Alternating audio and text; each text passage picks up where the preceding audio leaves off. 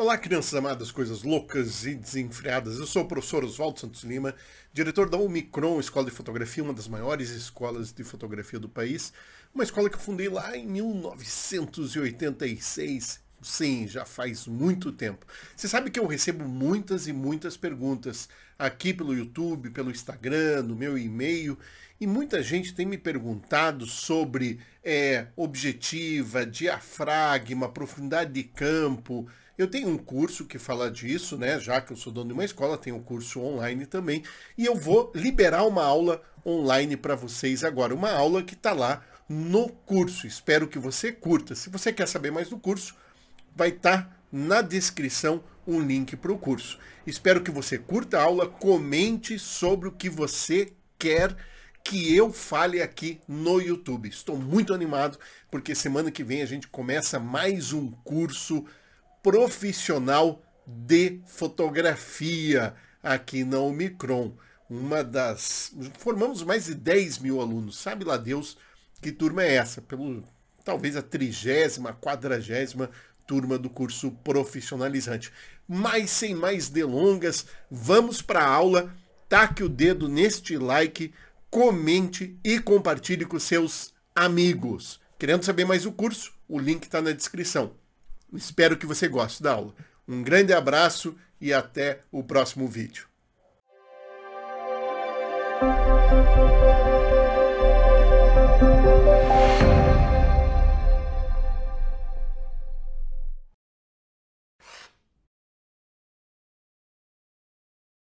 O diafragma é formado por um sistema de lâminas que formam aberturas poligonares dentro da objetiva. Qual é a função primária do diafragma? Controlar a quantidade de luz que entra na câmera, a mesma função que tem o obturador. Porém, o obturador faz o controle da quantidade de luz que entra na câmera através do tempo de exposição. Quanto tempo a cortina do obturador permanece aberta. O diafragma, por sua vez, determina a quantidade de luz que entra pelo tamanho do orifício de entrada. Nessa imagem, vemos uma objetiva 50 mm, cujo primeiro diafragma é 1.4. Isso indica a luminosidade da objetiva. Primeiro diafragma 1.4, 2, 2.8, 4, 5.6, 8, 11, 16. Uma objetiva que começa, portanto, em 1.4 e vai até f16. 1.4 é a maior abertura e 16 a menor abertura, ou seja, entra mais luz nos números mais baixos, inversamente proporcional. Quanto menor o número, maior a abertura. Imaginemos o seguinte: em f4 você tem x de luz, a quantidade hipotética x de luz entrando. Em f5.6 você terá menos luz, você está fechando o diafragma. Terá exatamente x sobre 2. E em 2.8, você estará aumentando a quantidade de luz. Você terá, então, 2x. A distância entre f4 e f5.6 é de 1 stop.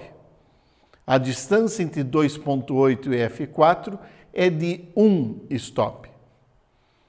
Quando eu passo de f4 para 5.6, eu perco 1 stop de luz, ou 1 ponto de luz. Quando eu passo de f4 para 2.8, eu ganho 1 stop de luz, ou 1 ponto de luz. O que isso significa? A passagem de f4 para 2.8 significa que você dobrou a quantidade de luz que entra na câmera.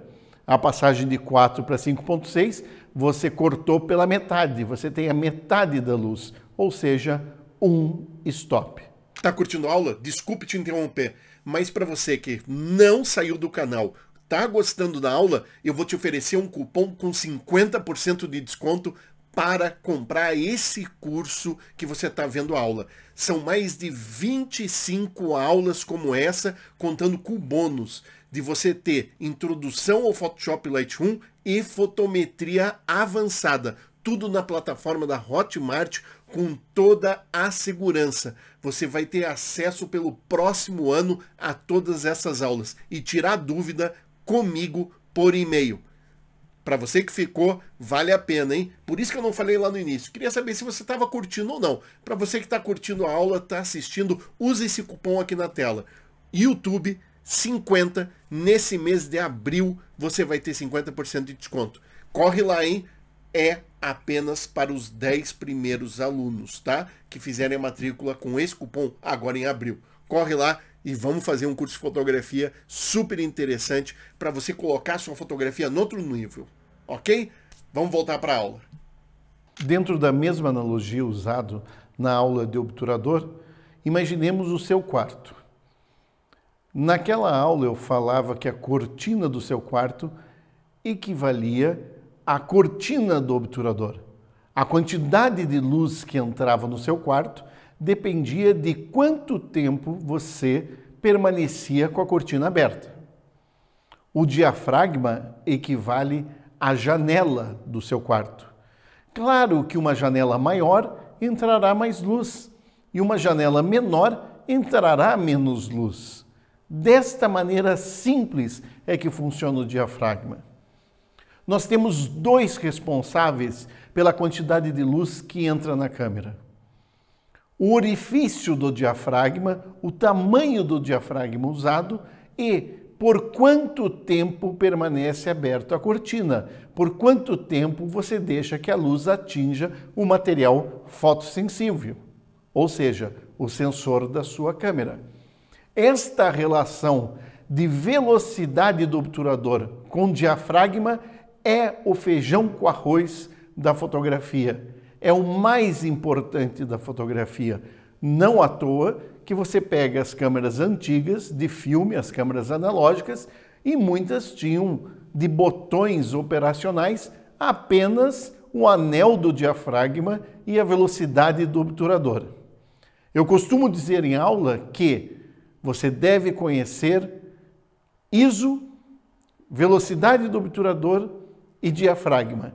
Este tripé garante que você seja um bom fotógrafo. E o resto é maquiagem. Uma das grandes diferenças das objetivas zooms em relação às objetivas fixas é o primeiro diafragma, ou seja, a luminosidade da objetiva. Vamos comparar, por exemplo, a objetiva que costuma vir com o kit das câmeras APS-C, que é a 1855, ou seja, sai da grande angular 18 mm e vai até a teleobjetiva 55 mm. Note que o primeiro diafragma dessa objetiva é 3.5 e 5.6. Isso significa que a abertura 3.5 é o primeiro diafragma quando você está com essa objetiva na posição de 18 mm. Se você passa essa objetiva para 55 mm, o primeiro diafragma, ou seja, o mais aberto, é 5.6. As objetivas fixas contam com uma única abertura como primeiro diafragma, ou seja, o diafragma mais luminoso. Nessa comparação entre a 1855 e a 50 mm, note que a 50 mm é muito mais luminosa. Vamos travar a nossa 1855 na posição de 55 mm, cujo primeiro diafragma é 5.6. Na lente 50 mm, o primeiro diafragma é 1.4. Esta do exemplo. Lembrando que existe 50 mm que podem começar em f1, f1.2, 1.8, f2. Neste caso, estamos com uma 50 mm cujo primeiro diafragma é 1.4. Se 1.4 entra x de luz, em f2 entra x sobre 2. Em f2,8 entra x sobre 4. Em f4 entra x sobre 8. Em f5.6 vai entrar x sobre 16. Ou seja, a objetiva 50 milímetros é 16 vezes mais luminosa que a zoom na mesma distância focal. Por isso que existe uma vocação da objetiva 50 milímetros com grandes aberturas, como é o caso de 1.4. O fotodocumentarismo, o fotojornalismo e todos aqueles amantes da fotografia feita com luz contínua, mesmo que seja pouquíssima luz, pois ela possibilita que você fotografe em situações extremas. Existem fotógrafos que preferem a mobilidade da objetiva zoom e outros que preferem a luminosidade das objetivas fixas. Eu, por exemplo, prefiro a luminosidade. Eu gosto de lentes bastante claras. Uso, então, 24mm 1.4, 50mm 1.4, 135mm f2, lentes costumeiramente chamadas de prime, de lentes de primeira. Claro, o cristal dessas objetivas é realmente de melhor qualidade do que o cristal empregado nas objetivas zoom. Porém, isto é um detalhe.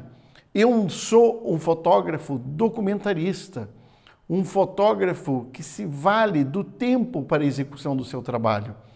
Não sou um fotógrafo que me dedico dia e noite à fotografia de casamento, por exemplo. Se eu fosse um fotógrafo de eventos e de casamento, preferiria usar a objetiva zoom. A mobilidade da zoom é muito importante para eventos. É ao gosto do freguês. Eu, como professor, posso dizer que gosto muito das objetivas fixas e de sua qualidade ótica e também da questão de luminosidade. Mas não posso aconselhar só as objetivas fixas. É muito importante você pensar na mobilidade. A 1855 é uma lente muito interessante para quem quer começar a fotografar, a lente que vem no kit. Você está com uma 1855, pensa que o segundo investimento pode ser uma 50mm. Eu acho que a 50mm, 1.4 ou 1.8, dependendo do tamanho do seu bolso, ela é um investimento importantíssimo. É uma segunda lente muito clara que você pode usar tanto para retratos quanto para fotografia do dia a dia. São dois times diferentes, são duas preferências diferentes. Aqueles que preferem as objetivas fixas e aqueles que preferem as objetivas zoom. Eu acho que você, com o tempo, vai construir sua opinião sobre este assunto. Vimos que o diafragma está separado de 1 em 1 stop. Ou seja, 4 para 5.6, 5.6 para 8, 1 stop. Porém, como aconteceu com o obturador, ele está também separado em terços de stop. Então eu tenho entre 5.6 e 8, por exemplo, nesse segmento do anel de diafragma, eu tenho 5.6, 6.3, 7.1 e daí eu tenho um f8. Eu tenho terços de stop também no diafragma. A mesma coisa que o obturador. Se eu passo de 5.6 para 8, perco 1 ponto de luz. Mas se eu passo de 5.6 para 6.3, eu estou perdendo somente 1/3 de stop ou 1/3 de ponto de luz. 5.6 para 7.1, 2/3 de stop ou 2/3 de ponto de luz. E, finalmente, 5.6 para f8, que perderia 1 stop. Esses dois retratos foram feitos com a lente 135mm, cujo primeiro diafragma é f2. No primeiro retrato, feito com f2, você percebe que há pouquíssima nitidez no fundo, baixíssima profundidade de campo. No segundo retrato, feito com f11, você já vê formas se anunciarem no fundo, maior nitidez, foco menos seletivo. Percebeu a diferença de foco entre as duas imagens? A com f11, muito mais nitidez, a com f2, muito menos nitidez no fundo. Porém, as duas imagens são bastante nítidas aonde você realizou o foco, aonde você determinou o chamado foco pontual. Quando eu fotografo com uma lente longa, como a 135mm, em f2, ou seja, eu sei que vou ter um foco muito seletivo, eu costumo fazer o foco no olho da modelo. É muito importante que você dê identidade ao modelo focando no olho. Fica estranho se o foco se perde do olho e vai cair na ponta do nariz, na orelha, você acaba perdendo a expressão da modelo. Eu sei que muitos de vocês devem estar ansiosos para correr para a loja e já comprar 2, 3 objetivas, uma câmera. É preciso muita pesquisa para escolher o equipamento. Seja Nikon, seja Canon, seja Leica, seja o equipamento que for, você deve pensar que está casando com uma marca. Pois você vai comprar o corpo da câmera, um flash no futuro compatível com esse corpo, as objetivas exigem compatibilidade, ou seja, uma objetiva da Nikon não vai funcionar na Canon. A objetiva da Canon não vai funcionar na Nikon.